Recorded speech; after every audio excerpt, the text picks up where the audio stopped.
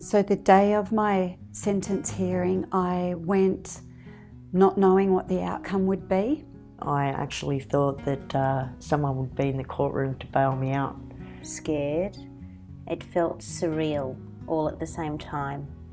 I didn't know what, I didn't really know what was going to happen to me. I had no idea. I knew I was in a whole world of trouble. I got taken shoeless and hardly any clothes on. I was locked away. I couldn't believe it, that no one was there to bail me out.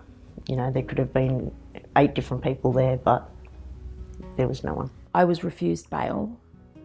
So that was the first time that I realised I was going to jail. I had a female judge. When she read the victim impact statements, she said to give it your best shot. So I sort of knew then that things could have gone badly. I was told that I would be taken into custody. Was the moment I knew that I was receiving a custodial sentence. Was one of the hardest moments that I've ever had to face. I felt really guilty. I knew that what I was there for, I had done. I didn't understand concurrent and whatever else, so I nearly collapsed. And I was just hoping for a miracle when I went in. The moment before release I remember really, really well because it was very traumatic for me in that I didn't want to go. I felt very excited. But at the same time I was really apprehensive. It's a really fantastic feeling. Because I had been either in an enclosed fence or behind bars. A minute before the release, I was given family court paperwork saying that the Department of Community Service had taken my children. I was speechless. And as I was going out, there's something I remember, and most other friends that I've spoken to who have been in jail have told me that the same thing happened to them. But as I was walking out of the prison, one of the wardens said to me, "You'll be back." And then walking up to the front gate, knowing that my family were on the other side and saying goodbye, it still brings tears to my eyes. So it was a startling moment. I was in prison for 9 months. 8 days. A year. And I lost my house, my kids, my husband, everything in that 8 days. The feeling was like the sunshine came into my soul, it came in here physically. And I looked up at the sky and my mum was there. Just peace, I felt peace. It's not joy, I felt peace.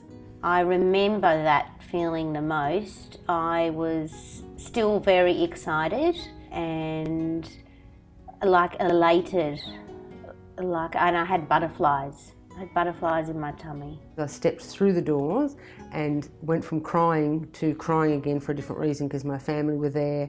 The door, I was standing outside the prison walls in my clothes, not prison clothes, and it was like I was laughing on the inside. So it was a really weird feeling standing outside the prison walls by myself with no officers around, and that I could just walk. 24 hours after I was released, I had felt what it was like to sleep in my bed. I got evicted from my housing. I moved to Port Macquarie pretty much, and I got the buckets, you know, and just, well, there's nothing to get clean for, there's nothing to look forward to, there's nothing. On release from jail, you would think that in my head or in any normal person's head, or I don't even know what a normal person is, you'd be like, okay, I'm gonna be really good now, like I'm just gonna knuckle down. But you know what? I didn't. I gravitated straight back to what I'd come out of. So I went back to my friends. Whether they're bad people or not, they were still my friends. And friends that I'd had previously, before I was a bad person, didn't want to know me.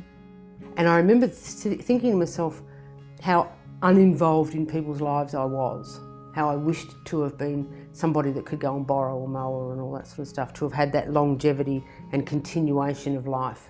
I just felt like a ghost sitting there watching it all happen. I wasn't part of it at all for quite some time. So yeah, it was sort of a love-hate day. 1 week after I was released, and I needed to work, which was really difficult for me because I felt like the black sheep. reality started kicking in just with little things like going to do my food shop, for example. I found that I couldn't make decisions. I didn't know, I knew what I wanted to buy, but I couldn't decide because you don't have that freedom. I was enjoying bits and pieces of having, wine here and wine there. I was going through that, do I tell people I've been in prison or not? Where do I fit into this whole scheme of things? And I decided that I just didn't fit. So exactly a week after leaving prison, I wanted to go back. 1 month after I was released, I realised that reality was setting back in, that I was no longer in prison and that I needed to start trying to get on with my life. It took a long time. Being part and physically walking around communities doesn't mean that you feel a part of it or that you are in fact a part of it. So it took a long time. So the reason why I feel sad now is because, and talking about this, is there's still some shame around having to go to prison. My anxiety started hitting the roof again because I didn't know how I was meant to survive with a criminal record to become a contributing member of the community again and to keep and to be responsible for the things in my world. Yeah, so one would think after having been out of prison for 10 years, this is the 10th year of me being released, that I would feel very immersed in the community. But in actual fact, I feel probably less so than I did 5 years ago. So I'm not really sure how that exclusion 100% from a community can ever repair, given that I've had so many incredible opportunities thrown at me and I've taken them. And I still have that disconnect, that missing part of my being. And I know that I never want to go back there. I have been very blessed. Apart from all the crap, I sing and music is in my life.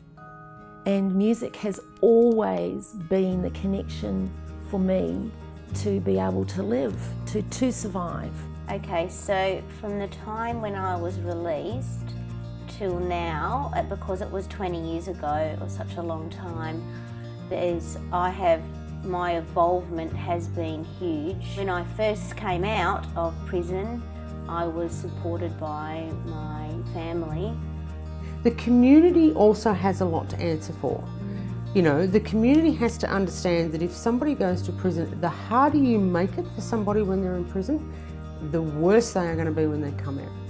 And they're going to live next to you, and they're going to live next to you, and they're going to live next to you. And if you don't involve and include somebody in the community, then why would they obey the laws of that community when everyone's telling them that they're not wanted? I can see clearly why that would happen. So the more we segregate, the more we treat people as lesser than and so on and so forth, the more we're going to have crime, the more we're going to have issues. The recidivism rate is going to triple. It's never going to stop. They're going to keep building prisons. And at the moment, how's that working out? We need to rethink it completely.